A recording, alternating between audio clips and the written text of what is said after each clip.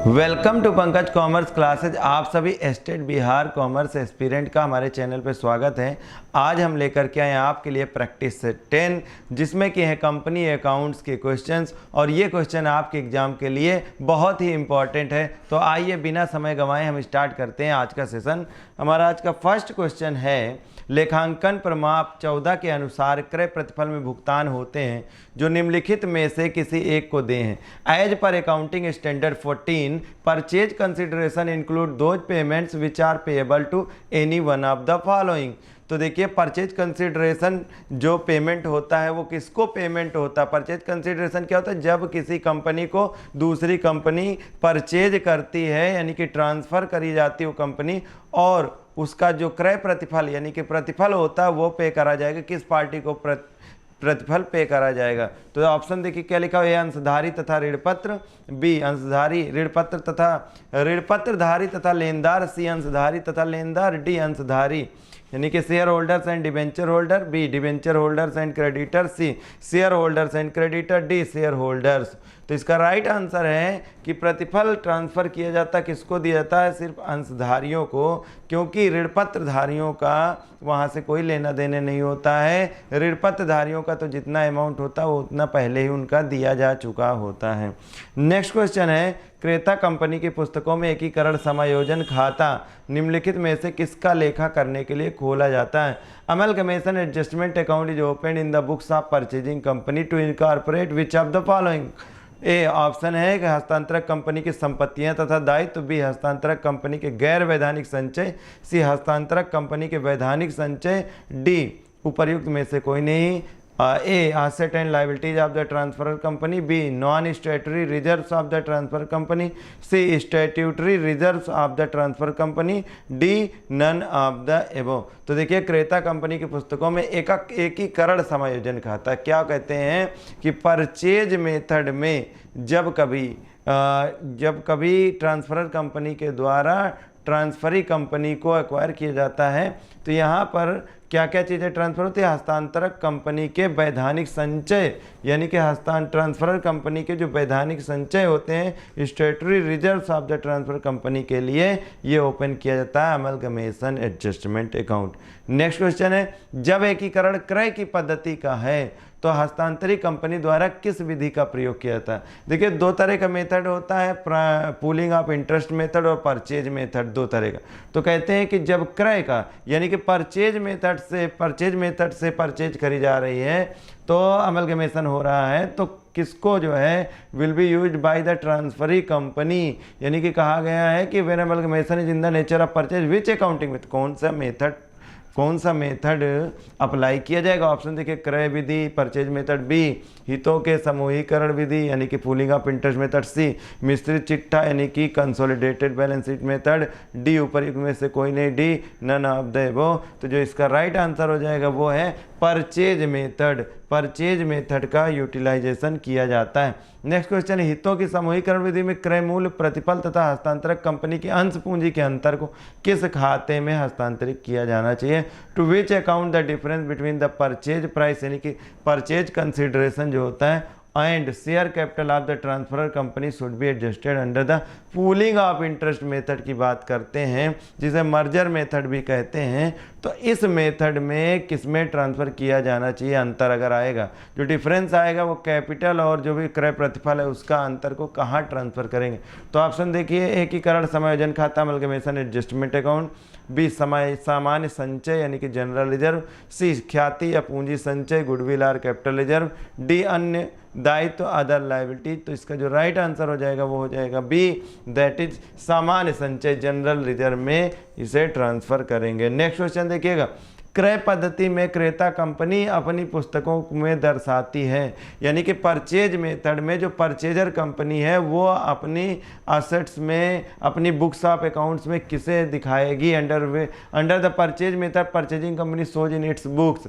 Option देखिए, विक्रेता company की सभी संपत्तियां तथा दायित्व, all assets and liabilities of the vendor company, B क्रेता कंपनी द्वारा ली गई संपत्तियों एवं दायित्व तथा वैधानिक संचय, assets and liabilities taken over by the purchasing company and statutory reserve, C विक्रेता कंपनी की सभी संपत्तियां दायित्व तथा संचय, all asset liabilities and reserves of the vendor company, और विक्रेता कंपनी के गैर वैधानिक संचय non स्टेटरी reserves of the vendor company. तो देखिए जब क्रय पद्धति होती है यानी कि परचेज मेथड, तो परचेज मेथड के अंदर क्या होता है कि जो ट्रांसफरर कंपनी है और ट्रांसफरी कंपनी, तो ट्रांसफरी कंपनी क्या करती है कि ट्रांसफरर कंपनी के एसेट्स और लायबिलिटीज को उनको जो पसंद होता है यानी कि एग्रीड प्राइसेस पे लेते हैं। और जब एग्रीड प्राइसेस पे लेते हैं तो एक चीज़ होती है जो कि रिजर्व्स वगैरह जो होते हैं वो शेयर होल्डर्स के उनके होते हैं, वो ले ली जाते हैं। लेकिन अगर कुछ स्टैट्यूटरी रिजर्व होते हैं तो स्टैट्यूटरी रिजर्व को उन्हें उतने समय तक जितने की जो स्टैट्यूटरी यानी कि गवर्नमेंट के द्वारा रिकमेंड किया गया होगा या कंपनीज एक्ट के द्वारा रिकमेंड किया गया कितने दिन तक आपको ये रिजर्व बना के रखना है, तो उनको भी ट्रांसफ़र करना होता है। और इसके लिए स्पेशली वो यानी कि एग्रीड प्राइस पर और या परचेज मेथड में होते हुए भी उनको ये अपने यहाँ मेंटेन करना पड़ता है। तो इसके लिए यहाँ पे जो राइट आंसर है वो है बी कि क्रेता कंपनी द्वारा ली गई संपत्तियाँ एवं दायित्व तथा वैधानिक संचय यानी स्टेटरी रिजर्व की बात कर रहे हैं कि assets and liabilities taken over by the purchasing company and स्टेटरी reserve. Next question है एकीकरण की दशा में संचयी लाभों में शामिल होते हैं in case of amalgamation profits include. Option देखिए बीमा कोष, इंश्योरेंस फंड, बी ह्रास कोष, डेप्रिसिएशन फंड, सी कर्मचारी भविष्य निधि एम्प्लॉयज प्रोविडेंट फंड, डी उपर्युक्त में से कोई नहीं, नन ऑफ देबो। तो इसका राइट आंसर कि यहाँ पे क्या बीमा कोष यानी कि इंश्योरेंस फंड इसमें इंक्लूड होते हैं। नेक्स्ट क्वेश्चन एकीकरण के समय हस्तांतरक कंपनी द्वारा प्रारंभिक व्ययों को हस्तांतरित किया जाता है। Preliminary expenses are transferred by the company at the time of amalgamation to किसे, ए क्रेता कंपनी खाते में परचेजिंग कंपनी अकाउंट, बी वसूली खाते में रियलाइजेशन अकाउंट, सी समता अंशधारियों के खाते में equity share holders account, D उपर्युक्त में से कोई नहीं, नन ऑफ द एबव। तो देखिए इसका जो राइट आंसर होगा वो क्या हो जाएगा, सी दैट इज समता अंशधारियों खाते में इक्विटी शेयर होल्डर। देखिए क्या होता है कि जैसे सारे रिजर्व्स होते हैं तो उन रिजर्व्स को जो कि प्रॉफिट से ही बनाए गए होते हैं वो शेयर होल्डर के होते हैं। अमलगमेशन के टाइम पर शेयर होल्डर अपनी जो भी रिजर्व्स हैं वो सब ले लेते हैं और कैपिटल भी उनकी अपनी हो जाती है। तो इसी तरह से जो लॉसेज हैं प्रिलिमिनरी एक्सपेंसेस जिनको राइट ऑफ करना चाहिए या किसी तरह के लॉसेज हैं, अब बताइए प्रॉफिट का अधिकार तो शेयर होल्डर्स, तो लॉसेज कहाँ जाएगा, लॉसेज को कौन लेगा, तो लॉसेज को भी इन शेयर होल्डर्स को लेना ही पड़ेगा अंशधारियों को, वो भी इक्विटी शेयर होल्डर्स को। तो राइट आंसर क्या हुआ, सी। नेक्स्ट क्वेश्चन है जब एकीकरण विलय की प्रकृति की हो लेखांकन विधि का प्रयोग किया था। When amalgamation is in the nature of merger the accounting method to be followed. देखिए मर्जर मेथड में जिसको हम पूलिंग ऑफ इंटरेस्ट मेथड भी बोलते हैं, इस मेथड में सारी एसेट्स लायबिलिटी जो भी हैं वो किसकी एज्यूम कर ली जाती हैं कि परचेजर कंपनी के यहाँ, परचेजिंग कंपनी के यानी कि ट्रांसफरर कंपनी के सारे एसेट्स और लायबिलिटीज सारी जैसी वैसी एज्यूम कर ली जाती ट्रांसफरी के कंपनी के यहाँ। और 90% से ज़्यादा के शेयर होल्डर भी ट्रांसफरर कंपनी के ट्रांसफरी कंपनी के बन जाते हैं। अगर कोई फ्रैक्शनल शेयर्स होते हैं तो उसकी कंडीशन में उन्हें कैश में पेमेंट कर दिया जाता है और ये एजम्पशन मान करके ही पूलिंग ऑफ इंटरेस्ट मेथड में यानी कि ट्रांसफ़र होता है। तो यहाँ पर कहा गया कि मेथड वो कौन सा विधि, तो समता विधि इक्विटी मेथड, बी क्रय विधि परचेज मेथड, सी हितों का समूहीकरण विधि यानी कि पूलिंग इंटरेस्ट मेथड, और डी उपर्युक्त में से कोई नहीं, नन ऑफ देबो। तो यहाँ पर राइट आंसर हो जाएगा सी दैट इज हितों की समूहीकरण pooling interest method. Next question है नई कंपनी सी लिमिटेड के निर्माण हेतु ए लिमिटेड तथा बी लिमिटेड का समापन होता है। देखिए जब दो कंपनियां समाप्त होकर के और एक नई कंपनी बनाते हैं तो यहाँ पूछा गया कि इसको क्या कहते हैं। ऑप्शन देखिए बाह्य पुनर्निर्माण, external reconstruction. Two companies A limited and B limited go into liquidation to form a new company C limited, it is a case of A बाह्य पुनर्निर्माण यानी कि एक्सटर्नल रिकंस्ट्रक्शन, बी एकीकरण अमलगमेशन, सी आंतरिक पुनर्निर्माण इंटरनल रिकंस्ट्रक्शन, डी उपर्युक्त में से कोई नहीं, नन ऑफ दीज। तो देखिए जो बाह्य पुनर्निर्माण है इसके अंतर्गत क्या हो जाता है कि जो भी कोई कंपनी होती है उसके अपने घाटे के चलते उसका फिर से रिकंस्ट्रक्शन हो जाता है, वो अपने जो भी लायबिलिटीज होती हैं उनसे छुटकारा पा लेता है या उनसे एग्रीमेंट करके उनको कम करा लेता है। इसी तरह से अमलगमेशन जो कहा गया कि दो कंपनियों को मिल करके और एक कंपनी बनाई जाती है, उसको अमलगमेशन कहते हैं। इंटरनल रिकंस्ट्रक्शन होता है और उपयुक्त में से कोई नहीं। तो यहाँ पे जो राइट आंसर है वो है अमलगमेशन। इस प्रक्रिया को अमलगमेशन कहते हैं। ख्याति ज्ञात करने का सूत्र है, the formula to find out goodwill is. देखिए जहाँ पर जो भी नेट असेट है यानी कि परचेजर कंपनी परचेजिंग कंपनी की असेट्स और लायबिलिटीज एक्वायर करेंगे। अब देखिए असेट्स माइनस लायबिलिटीज कर दिया यानी कि नेट असेट होता है जितना भी। अब उससे ज़्यादा कंपनी अगर पे करती है परचेजिंग कंपनी किसको, जिससे परचेज यानी कि परचेजिंग कंपनी ट्रांसफरी कंपनी को ट्रांसफरर कंपनी से को अगर ज़्यादा पे करती, जो भी नेट असेट उससे ज़्यादा पे करती तो गुडविल अराइज होगी। ठीक है, ऑप्शन देखिए, शुद्ध संपत्तियों का मूल्य माइनस क्रय मूल्य value of net asset minus purchase prices. B क्रय मूल्य माइनस शुद्ध संपत्तियों का मूल्य purchase price minus value of net asset. C संपत्तियों का मूल्य माइनस क्रय मूल्य value of asset minus purchase price. D क्रय मूल्य माइनस दायित्वों का मूल्य purchase price minus value of liabilities. तो देखिए इसका जो राइट आंसर हो जाएगा वो हो जाएगा बी कि क्रय मूल्य माइनस शुद्ध संपत्तियों का मूल्य। मतलब परचेज प्राइस ज़्यादा है और जो वैल्यू ऑफ असेट है वो कम है, तो यहाँ पर क्या एराइज हो जाएगा, यहाँ पर गुडविल एराइज हो जाएगा। नेक्स्ट क्वेश्चन है, एकीकरण का मुख्य उद्देश्य है, the main object of amalgamation is. Option देखिए, व्ययों में मितव्ययिता लाना, मतलब to bring a company in expense. जैसे कोई दो कंपनियां हैं चल रही हैं, अब समान उनका बिजनेस है, सारी चीज़ें एक ही जैसी हैं लेकिन आपस में कंपटीशन हो रहा है और खर्चे दोनों के अलग अलग हैं। तो उन दोनों ने किस लिए तय किया कि अगर दोनों एक हो जाएं तो या तो एक तो उनके खर्चे कम हो जाएंगे और वितरण में सुगमता हो जाएगी, टू फैसिलिटेट डिस्ट्रीब्यूशन। नेक्स्ट हो जाएगा प्रतिस्पर्धा का लोप करना। आप देखिए एलिमिनेशन हो जाएगा, जो आपस में कंपटीशन है वो समाप्त हो जाएगा। और यहाँ पे देखिए डी उपर्युक्त सभी आल आप देवो। तो राइट आंसर क्या हो जाएगा, डी यानी कि उपर्युक्त सभी ही राइट आंसर हो जाएगा। नेक्स्ट क्वेश्चन है, जब समापन व्ययों को विक्रेता कंपनी वहन करती तब विक्रेता कंपनी डेबिट करती। When the expenses of liquidation are borne by the vendor company the vendor company debits. देखिए खर्चे जो बहुत सारे ऐसे एक्सपेंसेस हैं जिनको बियर करती, तो लिक्विडेशन कंपनी यानी कि लिक्विडेशन एक्सपेंसेस को विक्रेता कंपनी बियर करती है यानी कि transferor company.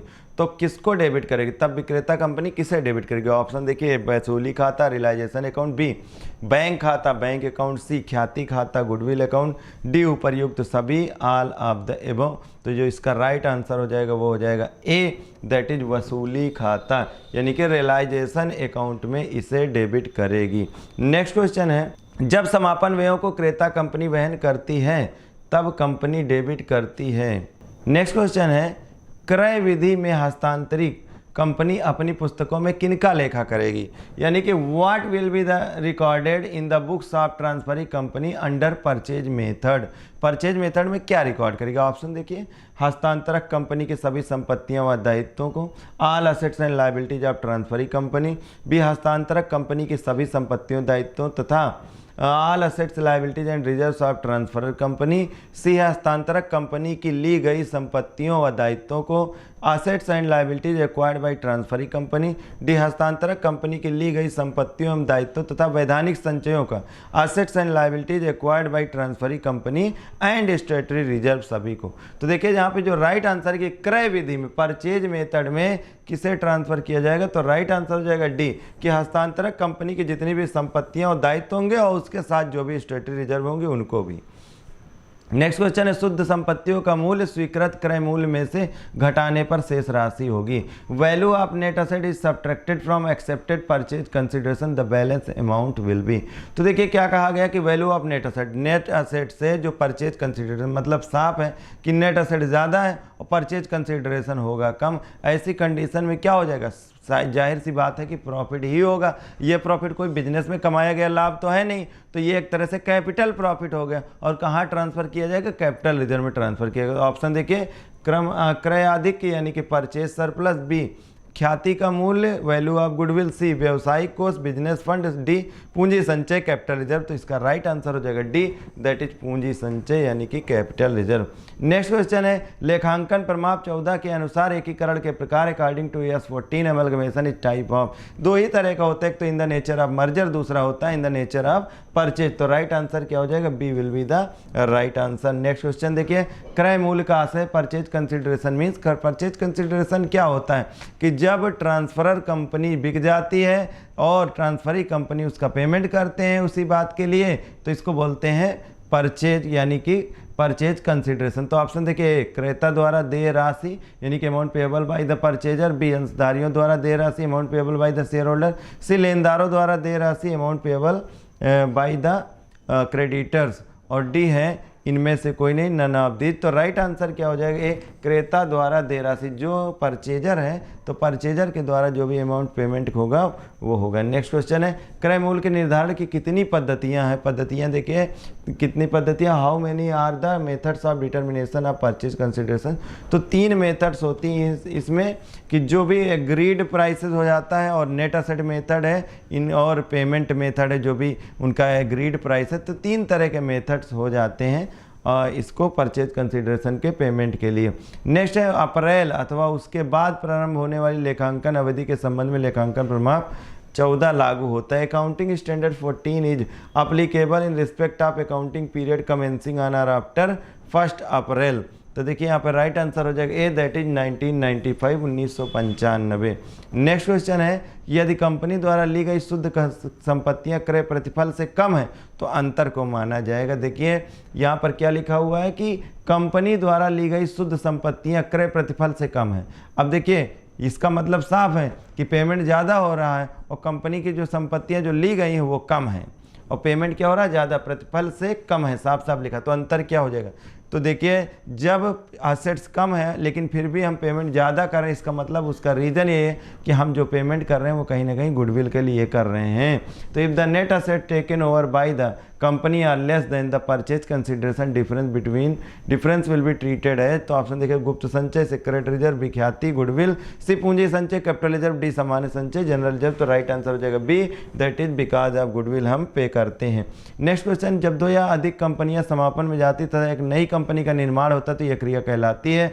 When 2 or more existing companies go into liquidation and a new company is formed to take over their business, this activity is known as। कहते हैं जब 2 से अधिक कंपनियां आपस में मिल जाती हैं तो इसको क्या बोलते हैं, इस प्रक्रिया को बोलते हैं। ए ऑप्शन देखिए एकीकरण, बी संविलयन, सी आंतरिक पुनर्निर्माण, डी इनमें से कोई नहीं, amalgamation, absorption, internal reconstruction, D none of these. तो इसका जो राइट आंसर हो जाएगा वो हो जाएगा ए, इस प्रक्रिया को एकीकरण की प्रक्रिया कहा जाता है। नेक्स्ट क्वेश्चन है AS 14 के अनुसार क्रय प्रतिफल में भुगतान सम्मिलित होता जो देय है। देखिए अमलगमेशन जो इसका अकाउंटिंग स्टैंडर्ड याद रखिएगा 14।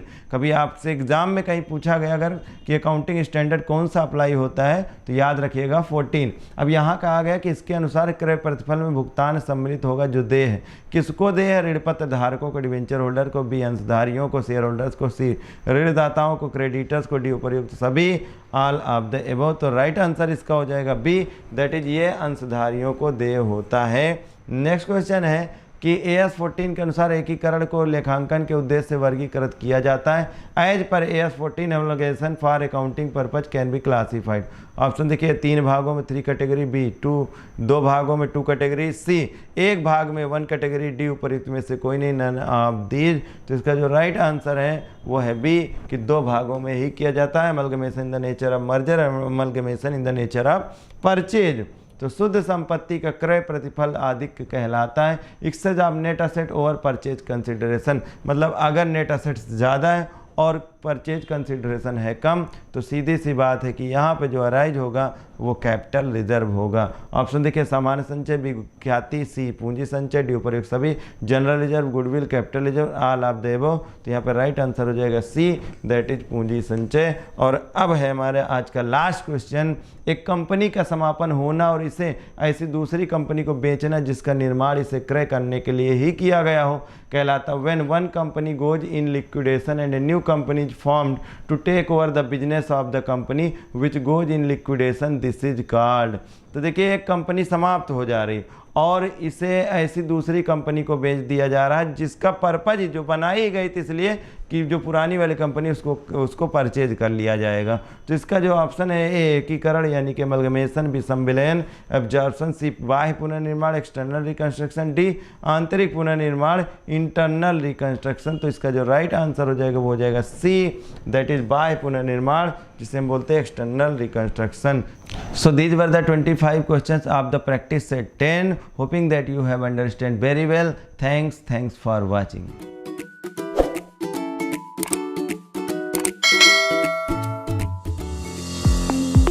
Now, students can enjoy online mode of digital learning with official app of Pankaj Commerce Classes available in Play Store.